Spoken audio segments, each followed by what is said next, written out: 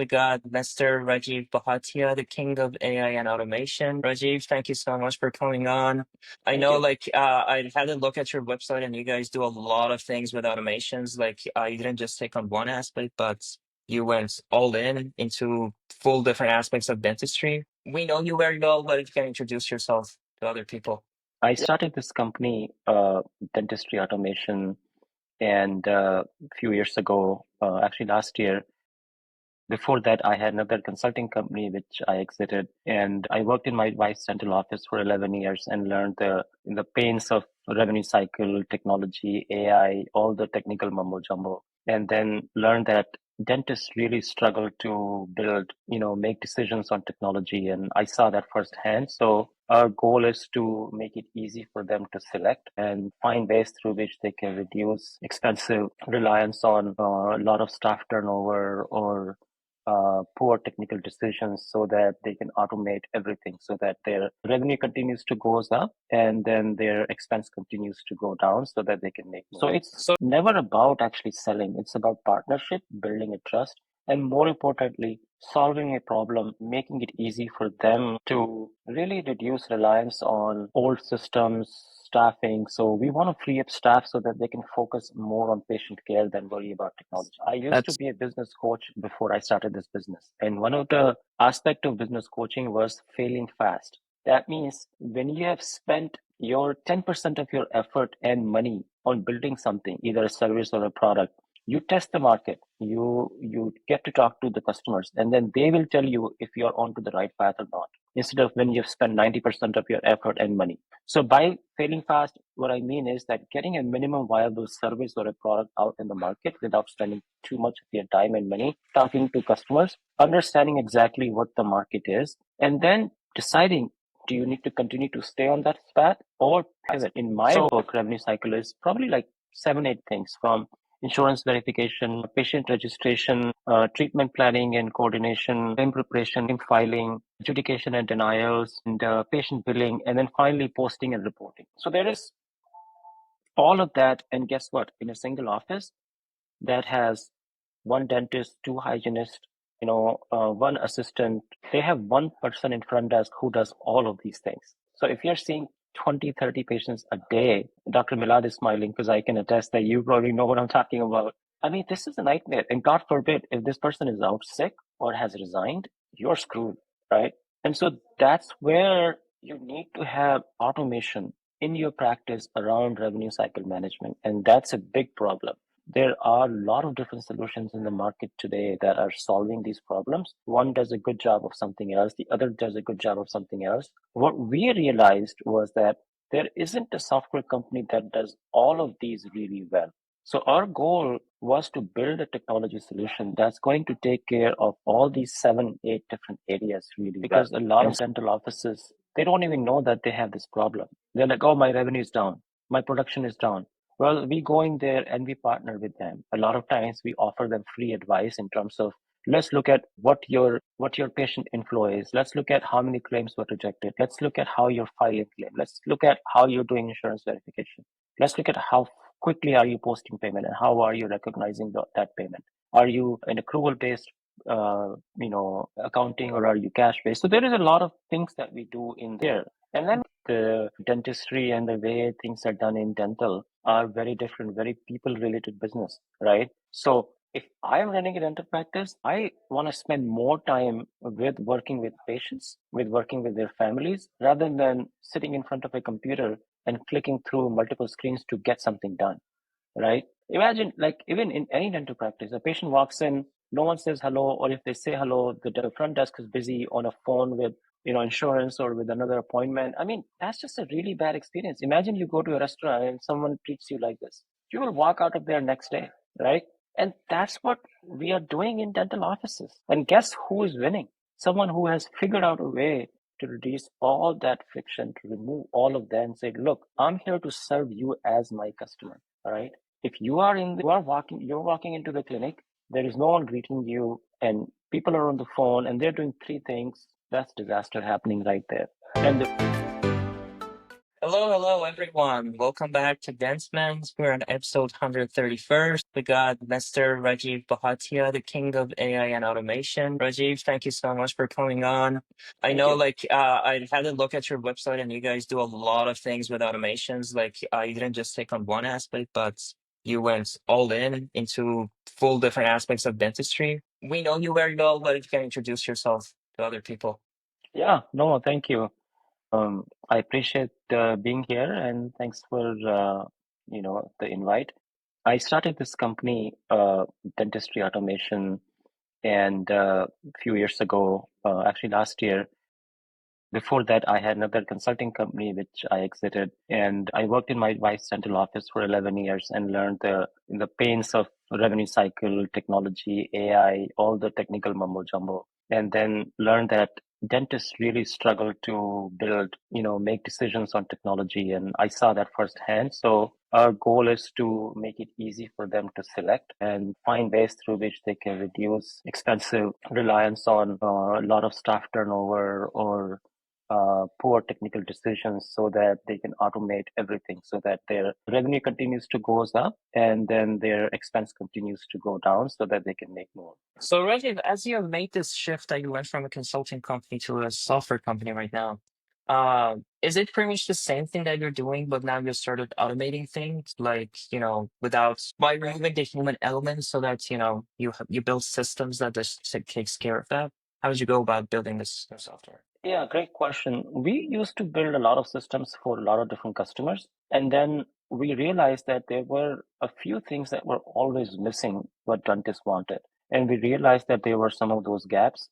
Once we started identifying those gaps, especially around revenue cycle and AI, we decided that this would be a product that we will launch outside of our dental consulting business. And a year and a half ago, this idea came, and I proposed this idea to a couple of people I used to work with, and then suddenly it became a business. I mean, now Mm. we have thousands of customers, clinics who are using our services and our products, and it's been a good run. Of course, there's a lot of competition. There is AI is kind of helping helping with the lot of automation and making it really easy for us to build solutions. But of course, there is a technology overload, decision overload for dental offices and for dentists and for front office, and it's getting even harder for them to decide. And what made you choose the dental industry? Well, I blame my wife. She is a dentist, and she owned a dental practice for 15 years before selling it to a DSO. And I was working with her for some time, and I learned dentistry firsthand. Interesting. And just quick question, because there are many people that they are doing something and then they figure out a problem and then they start on building a software or building some kind of automation to basically facilitate that. Just like what Mila did. Like he figured out a problem and was like, let's build this software so that this problem is solved. Yeah. There are two types of people when you go that route. There are one type of people who are technical, who understand how it has to be done, and there is the other part who are not technical, and they're just like, I have this idea, I want to build it. Which type were you? Well, I'm certainly technical, but I have run three other businesses that I've exited. So I've learned the business side of business, which is not technical. So you gotta make it easy for people to understand what you're selling. And you need to then do it really a good job to take care of them once you've sold them. So it's never about actually selling. It's about partnership, building a trust, and more importantly, solving a problem, making it easy for them to really reduce reliance on old systems, staffing. So we want to free up staff so that they can focus more on patient care than worry about technology. That's very interesting. And how did you go about like firstly finding the pain points and also building the software in a manner that is aligned with what your users want? It's a combo of a lot of different things. I think from what I've seen, you have to talk to your customers to understand exactly what pain they're feeling, right? And if you look at American Dental Association or all these dental conferences, everyone talks about, for example, everyone talks about that, I don't get enough payback from insurance companies. I am getting less and less money every year. So we need to figure out a way to improve them to get better reimbursement. Just an example. A dental clinic that has like 12% denial rate, and if it's $1 million, revenue, that's $120,000 denied or rejected. what tools, product, services can we use to reduce those denials? And these could be human errors, right? Another thing that I love to talk about is days in AR. How many times you submit a claim and you don't get the money back for like weeks and months? Because either no one is following up because it's hard to follow up, everyone is busy in the front office. So you look at all the big picture, you just kind of look at the whole workflow and say, what can I do to make it easy for them? And that's where, you start to take that problem and break it down into chunks and then solve it for them. And when you were in the process of building the software from day one that you started until you got your first user, when we start building something, we have this dream that we're going to build the best software that's going to revolutionize the whole industry. Like everyone that's building a software pretty much says that. We have, you're like revolutionizing this industry in this part. Yeah. Like, at what point did you take your software before you took your first users and then you started building on top of what your users said instead of what you think? Does that make sense? Before, yeah, no, I know what you're saying. So I'm smiling because I used to be a business coach before I started this business. And one of the aspect of business coaching was failing fast. That means when you have spent your 10% of your effort and money on building something, either a service or a product, you test the market, you get to talk to the customers, and then they will tell you if you're onto the right path or not, instead of when you've spent 90% of your effort and money. So by failing fast, what I mean is that getting a minimum viable service or a product out in the market without spending too much of your time and money talking to customers, understanding exactly what the market is, and then deciding, do you need to continue to stay on that path or pivot? So if let's say if a product was going to take $1 million, I've spent maybe $10,000 on building something. I will go to a couple of customers, will give it to them for free.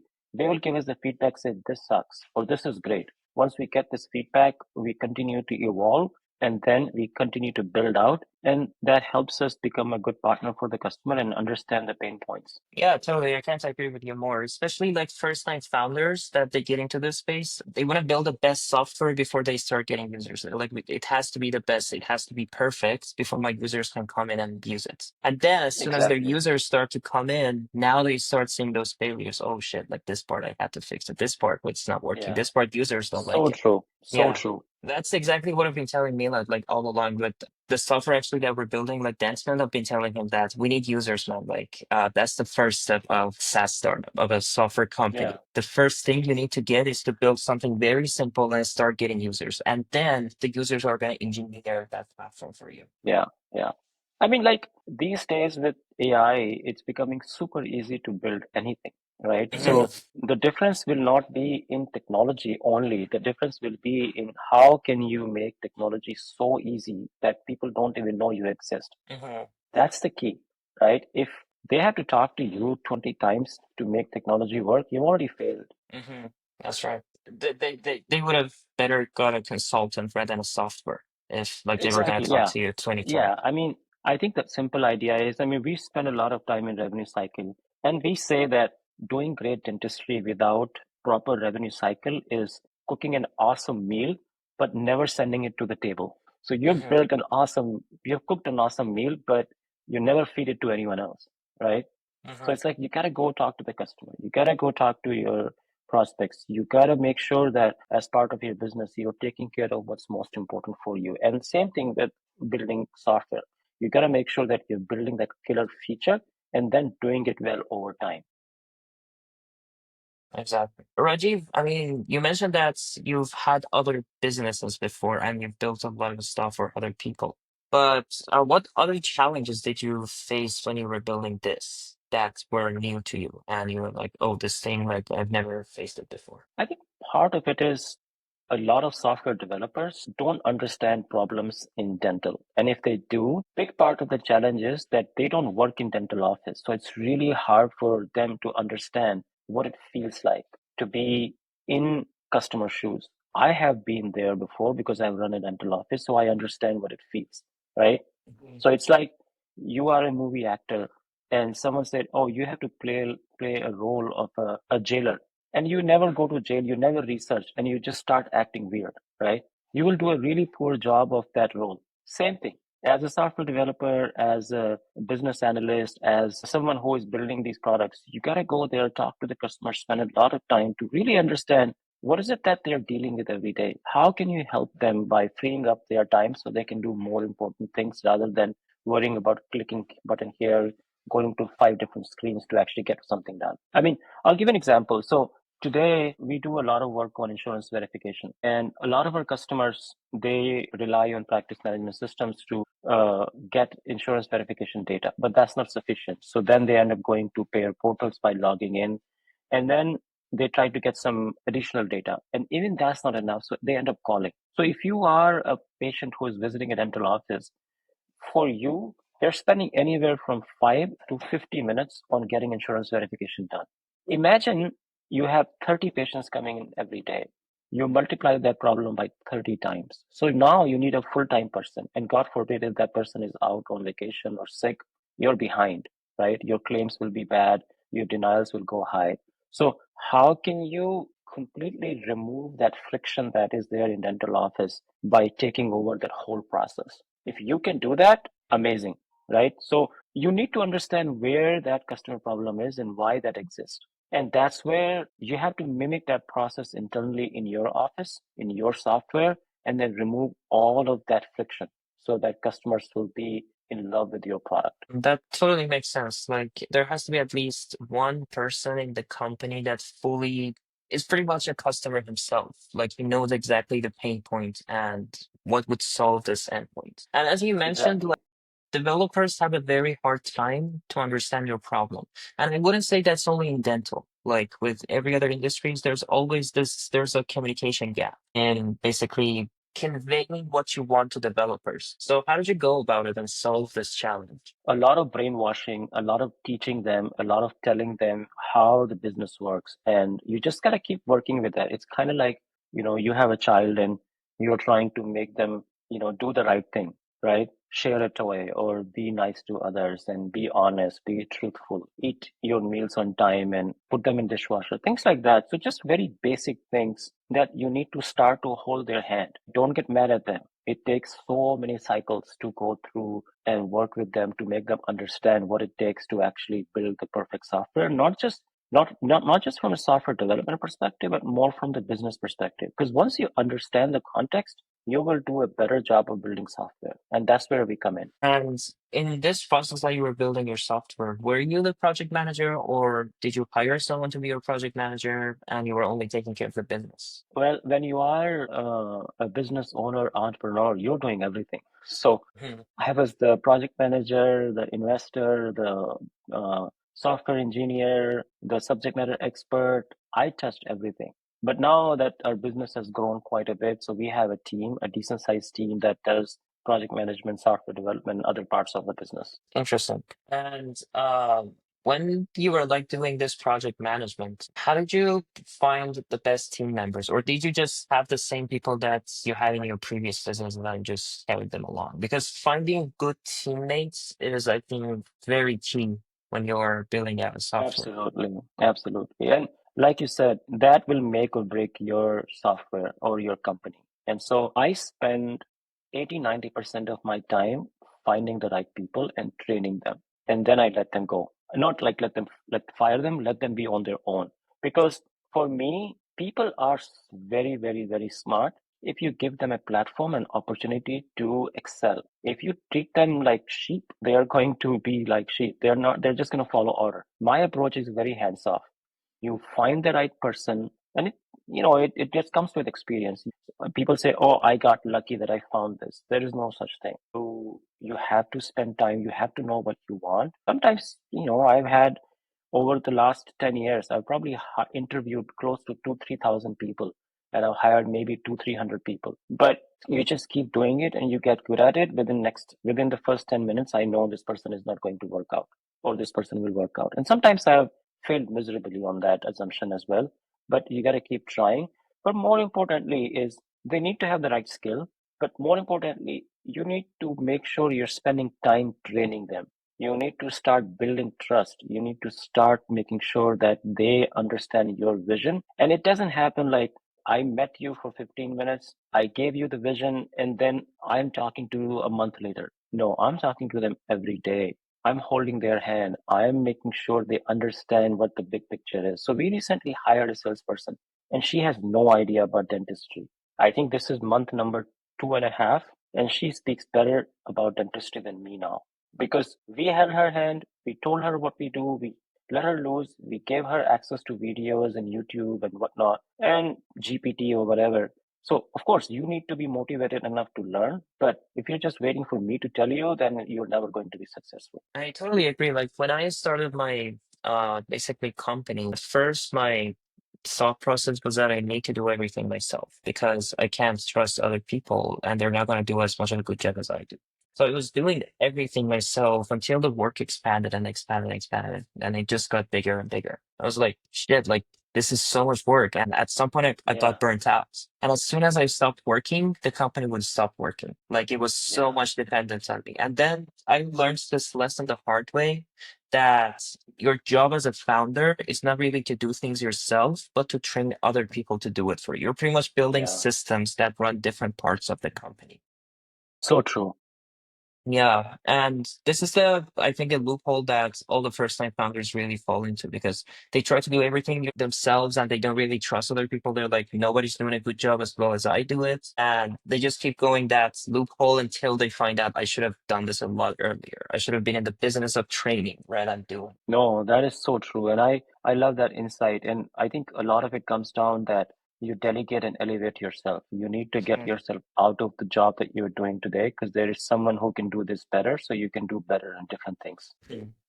Exactly. So getting into the more specifics of basically the software that you are running, it has many aspects to it, right? Like you take Yeah. care of RCM. Can you talk about the all the aspects that it takes care of, like in a dental office? Yeah, so we started our journey with something called APIs. So just for the audience, APIs means there are over 3 different practice management systems, and to get data from the practice management systems, it's really hard.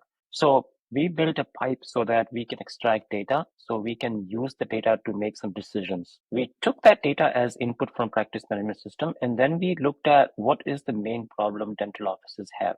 And we felt that revenue cycle is probably the biggest headache in dental offices. And let me just break down what revenue cycle is. Revenue cycle is consist of a lot of different things depending upon who you ask. In my book, revenue cycle is probably like 7, 8 things from insurance verification, patient registration, treatment planning and coordination, claim preparation, claim filing, adjudication and denials, and patient billing, and then finally posting and reporting. So there is all of that. And guess what? In a single office that has one dentist, two hygienists, one assistant, they have one person in front desk who does all of these things. So if you're seeing 20, 30 patients a day, Dr. Milad is smiling because I can attest that you probably know what I'm talking about. I mean, this is a nightmare. And God forbid, if this person is out sick or has resigned, you're screwed, right? And so that's where you need to have automation in your practice around revenue cycle management. And that's a big problem. There are a lot of different solutions in the market today that are solving these problems. One does a good job of something else, the other does a good job of something else. What we realized was that there isn't a software company that does all of these really well. So our goal was to build a technology solution that's going to take care of all these 7, 8 different areas really well. And so instead of you buying a solution, one for claim filing, one for insurance verification, one for payment posting, one for dashboard, you buy one solution that does all of this for you. So that's where our goal was to, we built the solution to reduce reliance on staff so that staff can do better things. Second, reduce RCM inefficiencies. And third, collect better, collect faster, and collect cheaper. And those are some of the things that we set out to do, and that's what we ended up doing. And when you were thinking of this, because everyone that tries to build a software, they try to build, like, they have a lot of problems in their heads and a lot of ideas. And what they do is that they usually try to build everything at once. And, when you take on too many things to do, you end up doing nothing. I've seen this multiple times across many people that I see, especially in the dental industry when they're building a software. How did you go about it? Did you have a stepwise process for building all these different solutions for the 8 areas? Or were you building all of them at once and then it just kind of worked out? No, that would be disaster. I think we looked at the patient financial journey. The first is insurance verification. So we perfected that. Once we saw that we were able to do a really, really good job at that, from there we went to claims, filing claims, reviewing claims, finding issues with claims. And from there, we went to doing a better job of payment reconciliation and posting. And then from there, we went to reporting. So it was an incremental build. You can't build all of this in one go. Not only you will fail miserably, but it's going to cost a fortune. So we decided that it was an incremental step-by-step build. And I think it's been a year and a half. And the best way for us to judge if we are on the right path or not is customers telling us if it sucks or if it doesn't. So far, so good. And we just have to make sure that not only we just sell the product, but we actually partner with customer. I just had a call with a customer today on the consulting side, and their biggest pain point was that they were having around, they said 15% denial rates. And we went in there and we looked at it and we identified that they are not doing a good job of insurance verification. The front desk just gets the data from clearinghouse, looks at it, doesn't look at the history, doesn't look at a full breakdown, and that just does the procedure. Well, when you do that and submit a claim, the clearinghouse or the payers are going to say, well, you've already used up X-ray, or already used up cleaning, or you are miscoding it or whatnot. So you got to go through the whole cycle to make sure that you are not you're doing the right thing at the right step, and especially in the beginning of the RCM process. And once you do that, everything else will fall in place. Absolutely. So the answer to my question was that for you, when you were thinking about it, you thought that it's going to be a nightmare to build everything at once. So you started building with the first solution, and then you got some users for it, you got feedback, you built on top of that, and then you started the next one and the next one. Exactly. How long have you been working in this process? Like, how long did it take you for this whole suite of applications to be built? I think it's incremental. I would say probably year and a half. We built it in chunks of 3 months. So we built first product in 3 months. We went to market with it. We got some revenue. Then we fed that revenue to build the next product. So gradually we are building it because we are not funded by investors. We are bootstrapped. So Hmm, we wanted to make sure that we have enough revenue coming in to support all the development costs. interesting. And you mentioned about connecting to like there are over 30 different PMS systems. Did you go this like building a synchronizer that basically just uploads Exactly. all the data into a cloud? Or did you just use any third party or just built it out yourself? No, we built our own. We built a very similar, I know what you're referring to, synchronizer. We built a software that connects to all practice management systems all at once. And that took a while to build out because that's the most complex part. And now we have Hmm. hundreds and thousands of customers who are using that software to pull the data from practice management system and synchronize it with the rest of their systems. And does it give you like the software that you built? Did you build it with both read and write access, or is it only read? Like it only pulls the data? No, it's read and write. So we read all the data from all parts of practice management system. We write back into patient charts, into x-rays, into their ledger, into their insurance verification, into their AR. So we write everywhere. What practice management softwares do you mostly work with? Like, is it really over 30? Because we don't have to mention all the names here. Yeah, I mean, I think we cover around 95%. So, uh, like I'll go with the market leaders like Dentrix, Soft, Open Dental, Denticon, CareStack, uh, Fuse, Curve, WinOMS, DSN, OMS 360, OMS Vision. So just quite a few of those. So those are, I mean, I think if you cover those, you're looking at around 95% coverage. What about the Canadian ones? Like the ones in Canada? Have you ever messed Yep. with that? Yeah. So we work with Tracker, we work with AbleDent, we work with Power Practice, we work with a couple of others. I'm forgetting their names. The Canadian market is fairly small, so Uh-huh. but we still have very big customers over there as well. Interesting. So with Power Practice and Tracker that you mentioned, you have both the read and write access? I think I don't know exactly. We have read access, write access. I'm not sure exactly what write access we have for those, but I could be wrong. I don't know. I think we don't have that many customers in Canada. It's a very, very small market. Interesting. Because I mean, if you had read and write access, I would have been a customer of yours of that agency. Yeah, I think we can I've talk been looking offline. for that. Yeah, I mean, I think it depends. Like, if we don't have it, we will build it. That's like, Like we don't build everything from day one. We have to know what our customers want. And we don't have everything built out today. If the customers are saying, I need this, and we don't have it, we'll go build it if we see there's a market. If it's just for you and we don't see enough revenue coming in, we probably won't build it. I see. But That let's say if totally you makes bring like, sense. yeah, if you bring like 200 clinics at once, then we have a potential to be able to justify the cost of build out. Yeah, that really makes sense. It's logical. Going back to the way that your software works with dental offices, in the RCM part, what is the biggest challenge right now that these dental offices are facing?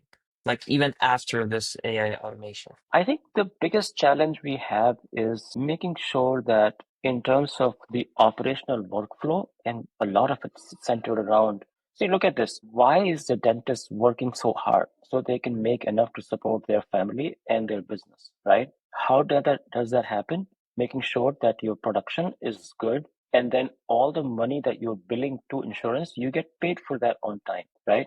That means the collection should be close to production, right? So that you have less and less of write-off. And where does that all go to? It all goes to making sure you are doing accurate job of coding and billing. If you suck at that, everything is just going to be wasted effort. So therefore, if you look at the whole patient financial insurance life cycle, if you don't do the right coding, the right billing, don't use the right CDD code, you miscode your claims, you're going to get screwed.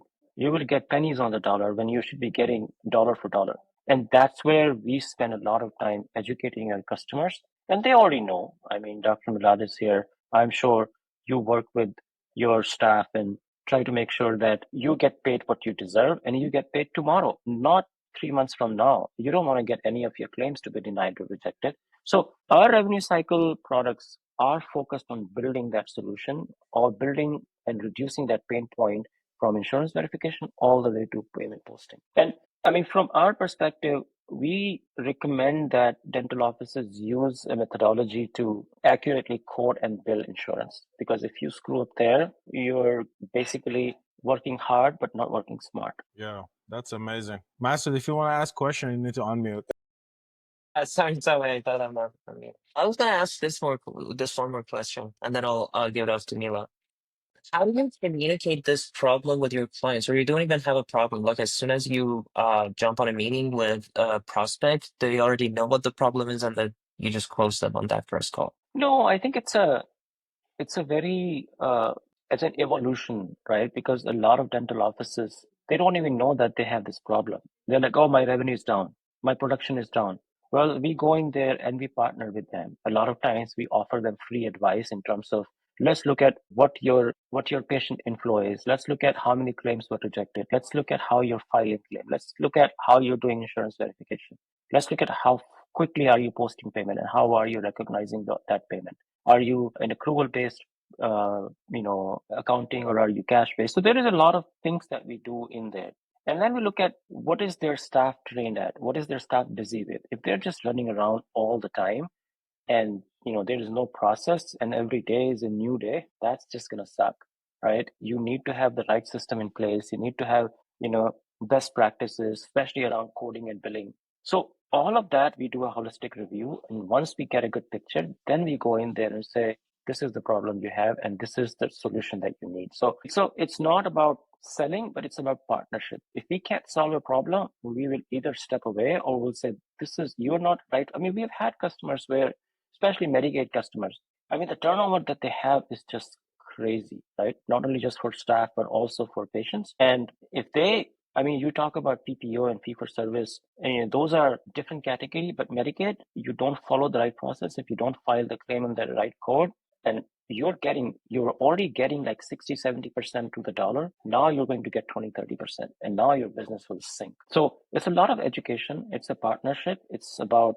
understanding what their problem is. It's really partnering with them. Like I just had a call a couple of days ago, and they're like, oh, we can't use your product because it doesn't do this and that. I'm like, I don't know if you will ever find a product that does everything you want.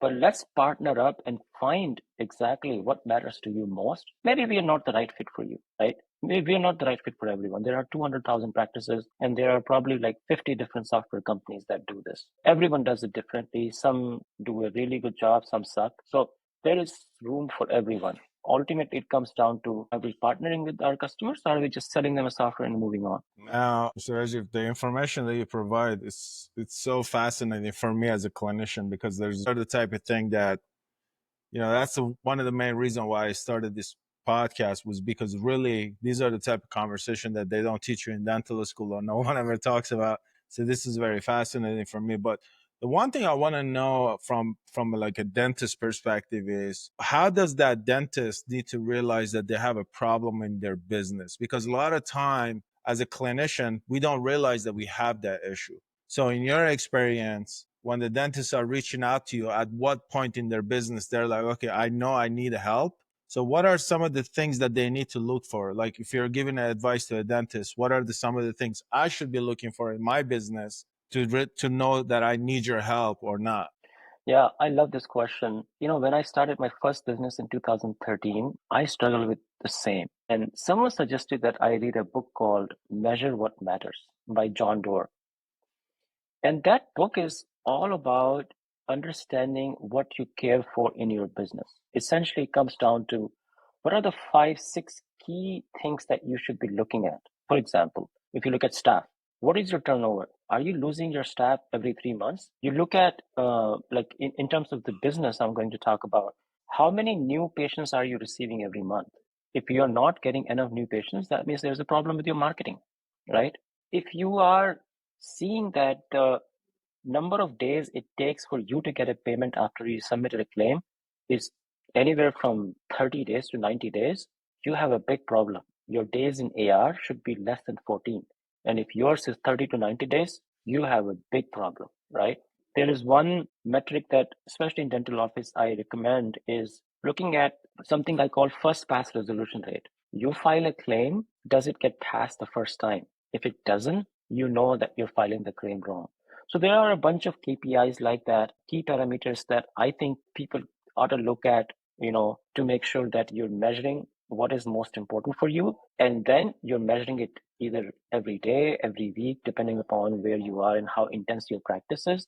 For us, measuring every day was becoming painful. So we had software that does it now. And now we measure it every day, every week. We have daily huddle through which we look at who are the patients who are going to be walking in today and what kind of a treatment that we are going to recommend to them, not to sell them, but to recommend them because we care for their oral care. I hate when someone says, oh, this patient is walking and I see a dollar sign on them. It's like, no, you need to reverse that psychology. You need to look at how can you make that patient better so that they recommend you to others. And I think that's where I think you got to look at some of these key parameters in your business. And that's why I recommend that book, Measure What Matters, because that will change your way of thinking. Yeah, that's super And fascinating. Asa, I just wanted to mention something. I was just, the one thing that I hear through the dental industry, and me and Masood, we've been fortunate enough to kind of interview a lot of the industry partners on our podcast. But the one thing that I hear across is like everybody just wants to partner up with dental practices. So that way that everybody can bring some sort of value to the table for both for clinician and for their own business. Why do you think that mindset is so important to go in rather than selling something the old school way? You're actually wanting to partner up with that practice. Why is that such a valuable and important thing as your business model, or at least in everybody's business model in the dental industry? I think that applies everywhere. I mean, unless you are downloading a piece of app on your phone where, it's like they're selling you for 99 cents and it's self-explanatory, right? Such is not the case here. The dentistry and the way things are done in dental are very different, very people related business, right? So if I am running a dental practice, I want to spend more time with working with patients, with working with their families, rather than sitting in front of a computer and clicking through multiple screens to get something done, right? Imagine, like, even in any dental practice, a patient walks in, no one says hello, or if they say hello, the front desk is busy on a phone with, insurance or with another appointment. I mean, that's just a really bad experience. Imagine you go to a restaurant and someone treats you like this. You will walk out of there next day, right? And that's what we are doing in dental offices. And guess who is winning? Someone who has figured out a way to reduce all that friction, to remove all of that and say, look, I'm here to serve you as my customer. All right. If you're walking into the clinic there is no one greeting you, and people are on the phone and they're doing three things. That's disaster happening right there. And why are they doing it? It's not because they love doing all the admin grunt work. Customers or the owner or the business people haven't looked at patient inflow. How are we treating them? How are we taking care of them? There is no measurement. The doctor is busy on the chair side. The front desk is making all the decisions and accepting money or paying bills or calling insurance companies. And it's like, well, no, you got to look at the whole experience. Experience is what matters, right?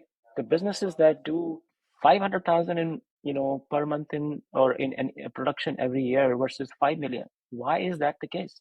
There has to be something. Patient care, treating them right, treating them well, they will refer million patients to you. That's why, to answer your question, partnership becomes really key to understand exactly what problem are you trying to solve. Just buying my software is not going to solve any problem. Maybe it will solve some problem. But if you haven't fixed, like we're working with someone these days, and they're like, oh, why is this taking too long? Well, your front desk, we are relying on her to provide us a lot of information, and it's been a week. She hasn't provided us that because she's busy with 10 other things, and now you're dumping this another thing on top of that, right? Like even in your office, a technology decision you make, is that yours or is it hers, right? So that's where I think the key thing is, you not only we as vendors have to partner with customers, but you as a business owner also have to partner with your staff, because this isn't me boss and you working for me. Rather, let's make it work for the end customer, which is our patient. Yeah, that is such an important thing that you mentioned. I think, I've been in multiple of practices and I can relate to this so much because like I work at a practice where the patient would walk in and like I was telling this to Masood, is like my front staff or the lady that was in the front, she was on the phone all day and just all I would hear from my office is agent, agent. Like that's all I would hear. And it's like when you go back and think about it, I'm realizing like how much that experience alone is affecting the patient that walks through the door. Your staff is sitting and just trying to get a hold of somebody just to like verify a simple insurance so that we can do business, right? And I was always so like frustrated by that because I'm like, that really is like that patient lives, and you could see it translating over to the reviews that you get online, right? You get a Google review, like I walked in, nobody greeted me, nobody said anything, people were on the phone. So that's like the experience part that you mentioned is such a key factor for the patient these days because people have options and they go where they get the best experience. So I absolutely agree with you in that sense. So I have a checklist where, and I can share this later on for your audience. The checklist basically says, here are all the processes where your staff is busy not taking care of patient. List it out and say what software or what other solution you have built to replace that so that they can free up their time to work with the actual patient. And I bet you there are over 50 different such manual, painful tasks that your front desk is doing. They're busy with something that doesn't add any value to your customer base. It's just adding value to maybe Google or something, right? And that's what you need to eliminate. Yeah, I love that. Well, you send us the list. I'll attach it to this video, post it. Everybody can use it and get some information. Well, Mr. Rajeev, thank you so much for taking the time and coming on Dentimet Podcast. I really do enjoy this conversation. I think that what you're doing for the industry is super amazing. Me and Masood, like I mentioned, we're building something for marketplace for all the vendors. Hopefully we can bring everybody together and make That's awesome, man. whole process much easier. If anybody wants to find you and your company, what's the easiest way to find you guys? Yeah, I run dentistryautomation.com and then bpktech.com. Those are the two companies that I run. Beautiful. Well, Mr. Rajeev, thank you so much for your time. I really, truly appreciate it. Hopefully to see you in Daikema. Yes, I'll see you there if you show up there. Masood and Dr. Milad, good to see you both. Yeah, Thank you very so good to much. see you, I Rajeev. appreciate it. Yeah, Thank you, appreciate it. guys. Have a good Bye. day. Take care.